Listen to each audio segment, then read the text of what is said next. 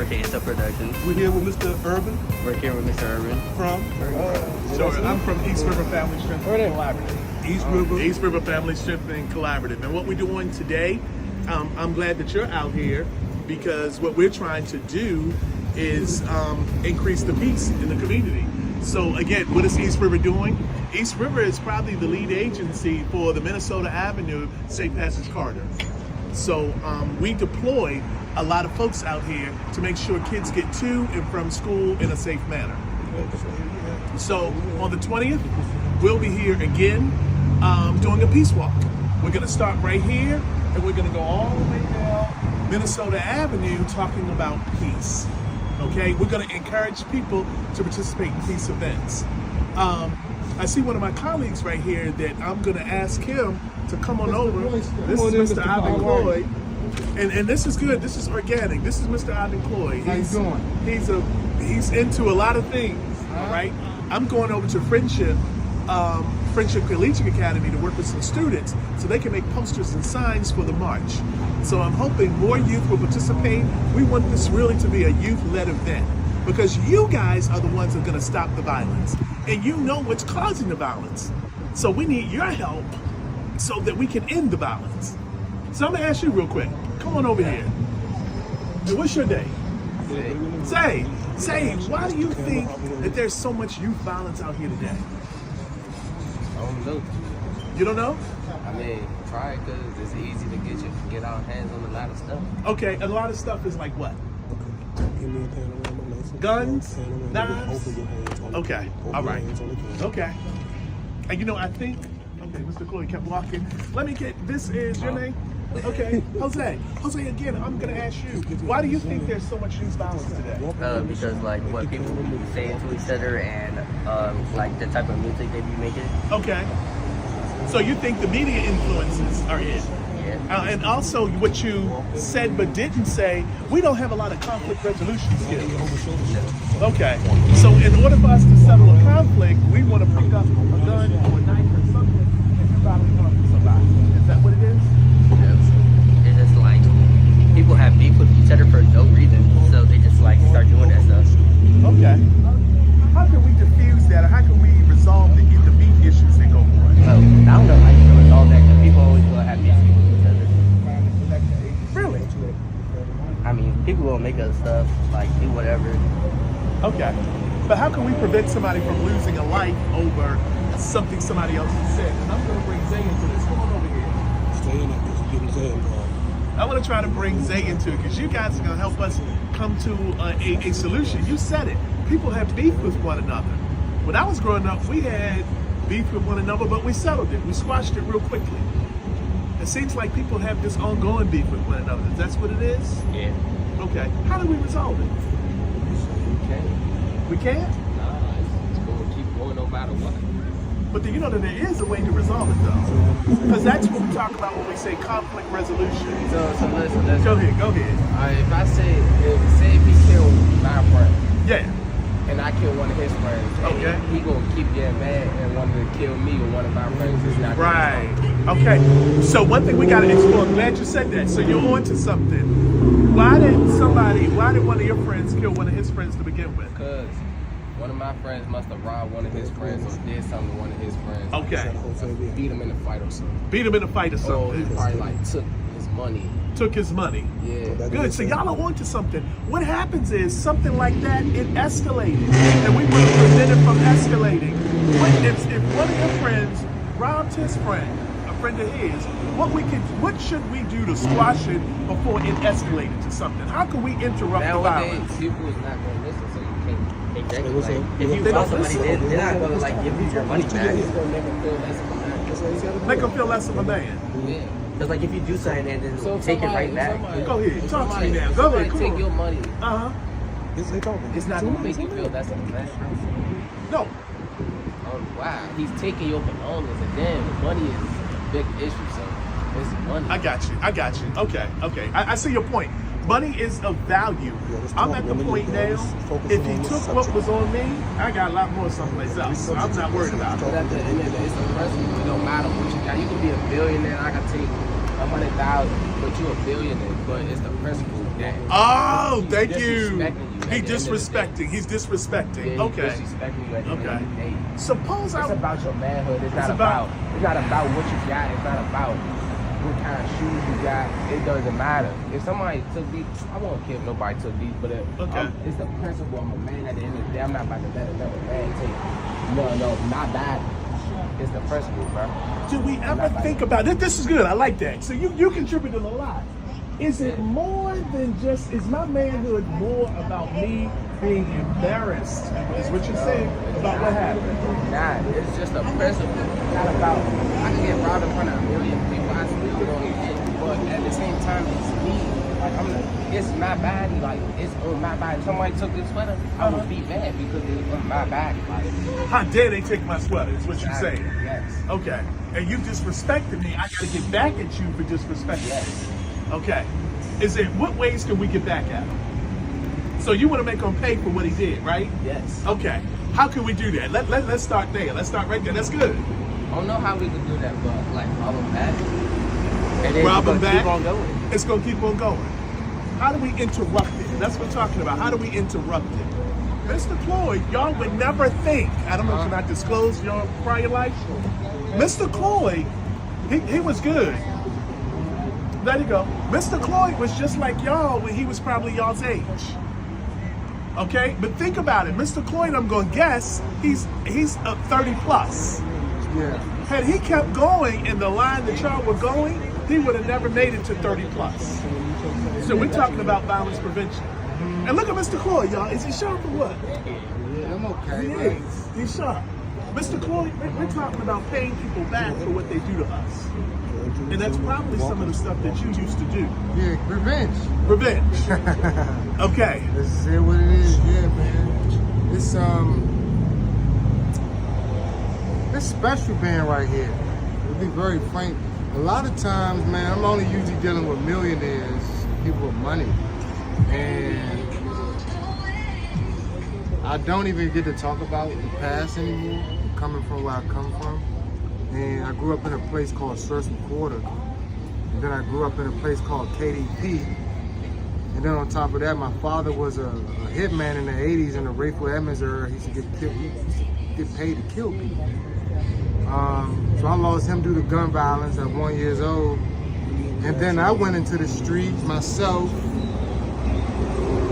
Teenage years, 15, 16 years old.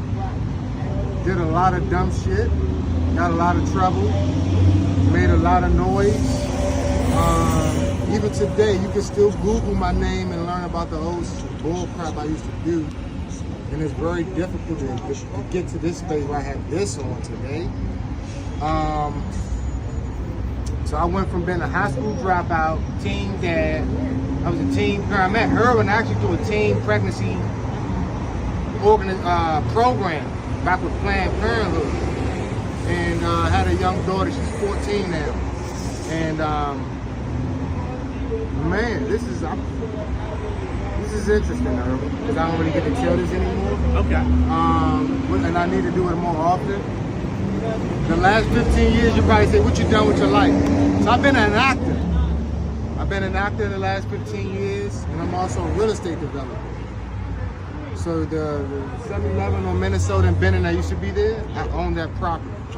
So I was giving you guys permission to use it. I see cars, that's why I walked down. Because I was going to come back and say, Erwin, do we need to tow the cars off? And I would have told them today.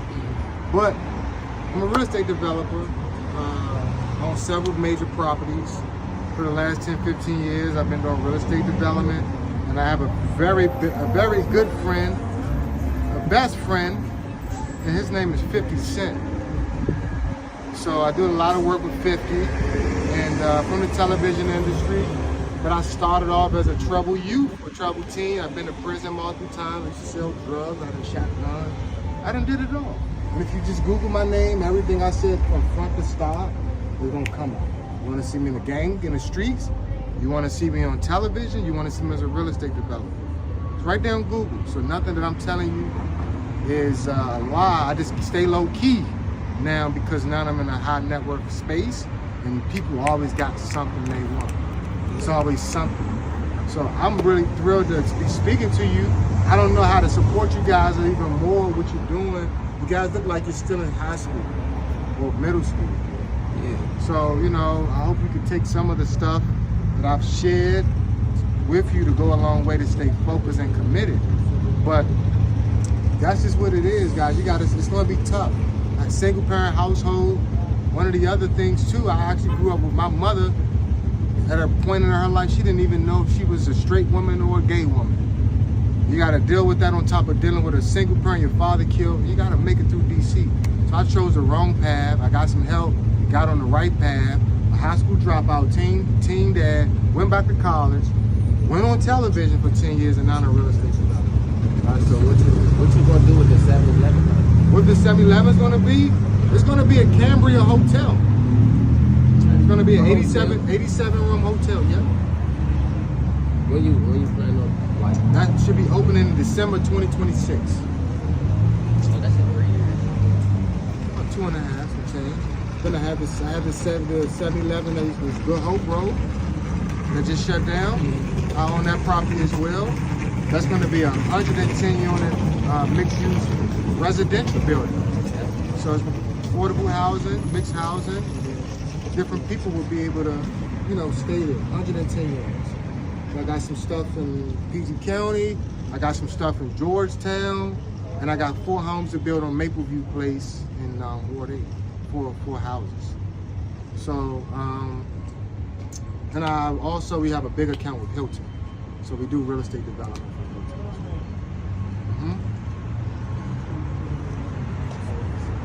Do you have any non-profit spaces? Say that again? Do you have any non-profit spaces?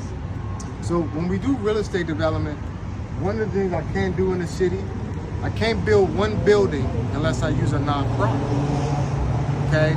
So one of the things is that, and I'll just be very frank, we have a lot of nonprofits vouching to work with us on 3900.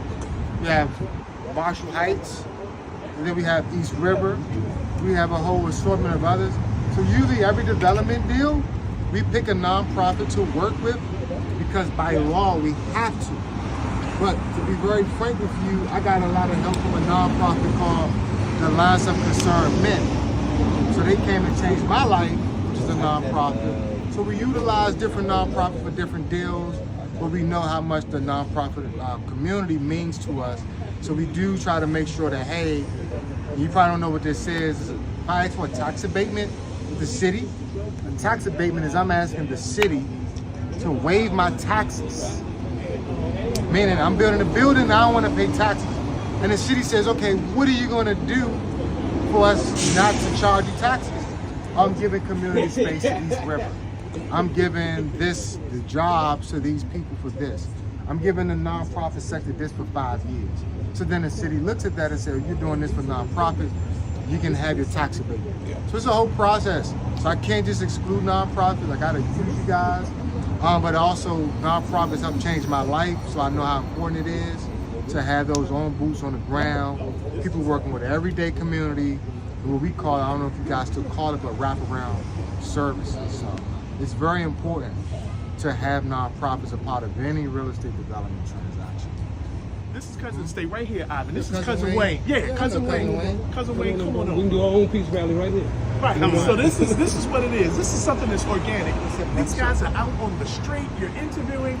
Y'all have to talk to Cousin Wayne. You know what? I need for you to say what you just said. This is Zay, right? Now, Zay, we just talked about violence and how to prevent the violence. And, you know, we had a candid conversation about if somebody does something to you to respect your manhood, you got to go back and do something to them.